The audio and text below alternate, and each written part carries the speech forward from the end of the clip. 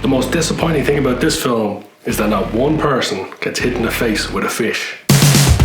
Worst movie ever! Welcome to Movie Film, I'm Carl, and this is Worst Movie Ever, the show where we pick out what is the worst movie ever. Had a lot of contenders so far, but today's one is a serious contender. Hitman Agent 47. Before we get started, tell me in the comments below, without looking it up, who is this actor?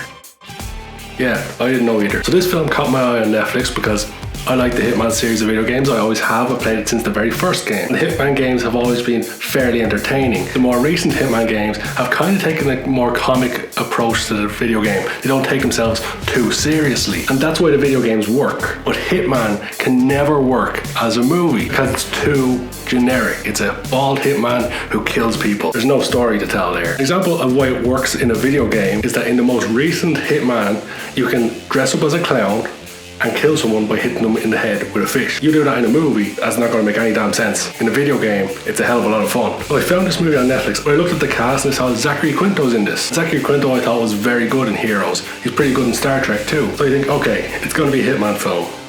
There's not going to be a great story. There wasn't. There really wasn't. There's going to be great action. No. That was the worst part of the film. It's going to look really good. No.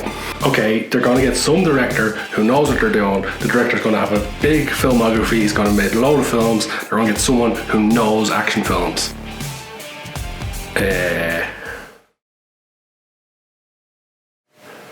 But it kind of makes sense that this is his only film because that's very prevalent in this film. There's a lot of basic amateur filmmaker mistakes in it. At points, it's quite clear that this film was not made by someone who knows how to make an action film. Now, generally, on Worst Movie Ever, I lay out the whole story of the film. I tell you point for point what happened in the movie. You guys could probably tell me what happens in this film. There's a bad guy, the hitman wants to kill him, basically it. Kind of.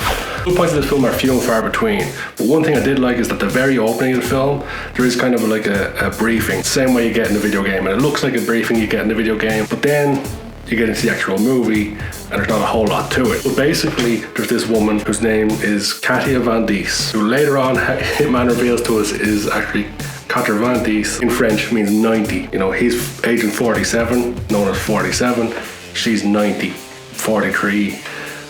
Agents better. I'll try to skip through the story as briefly as possible because, as I've already said, you guys probably know the story already without even watching the movie. They set up at the start that Agent 47 is the result of a program to create a better human or a better hitman. Someone has no feelings and no remorse and it's basically just a killing machine. So this program was stopped, but now there's some guy who wants to bring it back. So Agent 47 wants to stop it from coming back. So for like the first half an hour of this film, they portray Agent 47 as the bad guy. They've got Katia and she's looking for someone, but then they get to the train station. And in the train station, she's just walking through and she bumps into Zachary Quinto. And Zachary Quinto pulls her aside and tells her his name is John Smith. And then out of nowhere, Agent 47 is walking through the train station conveniently. Then Agent 47 is clearly going after Katia. Zachary Quinto attacks Agent 47.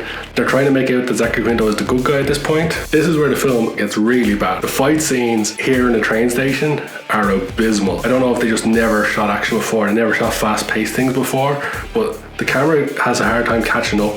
The fights are all jumpy and shaky and blurry. It's hard to keep up. There's a point where Zachary Quinto goes to roll on the ground and he's shooting two guns and it just looks so awkward. So, you know, the stunts in the film weren't amazing. Eventually, Zachary Quinto and Katia get away. They get to an embassy. Zachary Quinto pulls out a gun and shoots it so that the soldiers arrest them and take them into the embassy, thinking Agent 47 won't go after them. And basically, Agent 47 then does go after them. He goes into the embassy, he goes through all the scanners with all his guns and everything. The security guards see his guns and he just kills them all. And basically he gets through the police station and Katia and Zachary Quinto, they escape again and they go to a hotel room. Zachary Quinto has way too much knowledge on who Katia's dad is. He tells her, I think the whole thing is that he's worked with Katia's dad and that's who the person she's looking for is. And she only finds out that it's her father that she's looking for. She doesn't know it was her dad that she's been looking for the whole time. I don't know. Agent 47 has a phone call with Zachary Quinto around 20 minutes in And for some reason he's doing like a Batman voice. In the video games, Agent 47 does have a low voice. The actor in this one seems to try to do that for the first half an hour, maybe trying to portray the whole bad guy thing, but then he changes his voice when we see him later on. He just talks normally. That was one thing that's very weird in this film, is that Agent 47 is not the protagonist of the film. The film centers around Katya. I don't know why they went with that route.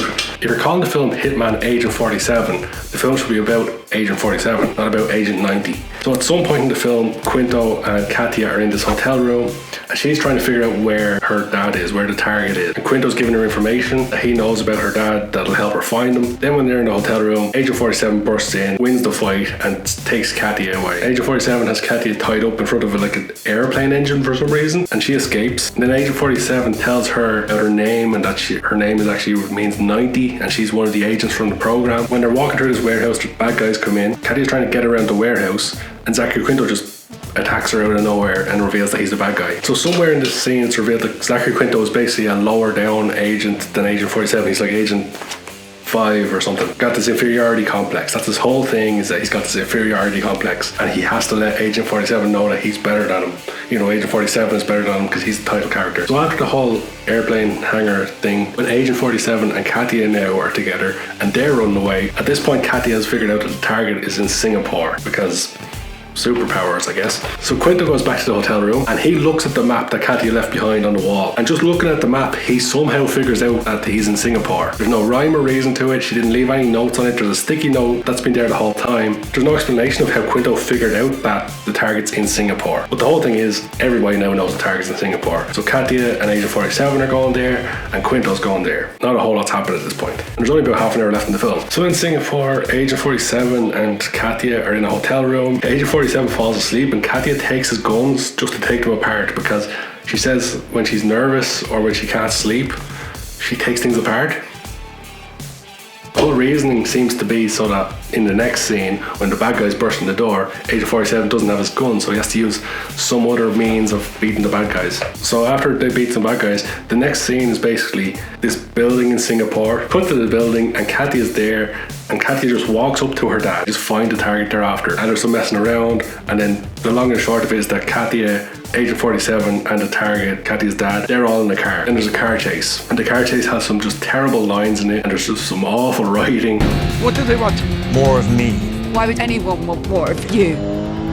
Story of the whole film, basically. We come to a scene where Agent 47 is driving down the road and he gets to an intersection. Basically a hook hits the car and then more lines come in. They all hit the car and the car is suspended. It can't go anywhere. Or they're trapped. Agent 47 gets out, Superman style, 2 guns, out wide, shooting everything. And again they get away. So while they're getting away, the target, or Katya's dad, I better just call him Katya's dad. I forget his name.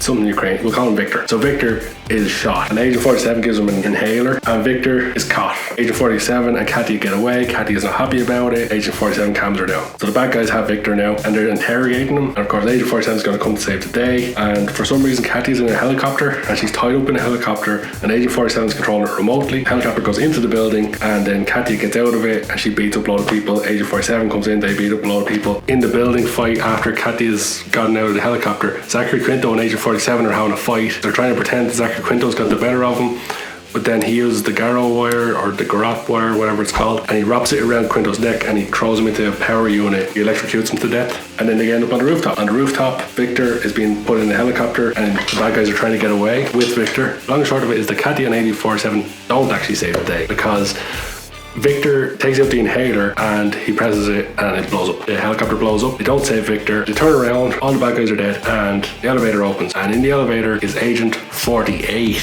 because no one's thought of that one before. It looks like there's going to be a fight between Agent 47 and Agent 48, who look the same, by the way, same actor. And then they just go to credits. But the movie's not over there, because there's a post-credit sequence, because you have to set up the sequel. Zachary Quinto, who's been killed earlier by being electrocuted, he's lying on the floor, the camera's slowly zooming in. Out of nowhere, this has never been done before, it's totally unique, you've never seen this in a movie before. The bad guy who's been electrocuted and is on the ground opens his eyes. But you haven't seen that before. That's the end of the movie, thank fuck. So guys, if you've seen Hitman Agent 47, I'm so sorry if you did. If you did, let me know in the comments below what you thought of it. Maybe you actually liked it. Maybe you think it should win an Academy Award. It's unlikely, but maybe. And if you've got this far into the video, guys, thank you so much for watching. If you've enjoyed this video, please hit the like button. Doing the basic YouTuber stuff now. And most importantly, if you could, please hit that subscribe button and help the channel grow. We greatly appreciate all support. And we're only about 120 million subscribers away from overtaking the T-Series, so if you have any recommendations for the worst movie ever, let me know in those comments below. The next film on the list is The Smurfs.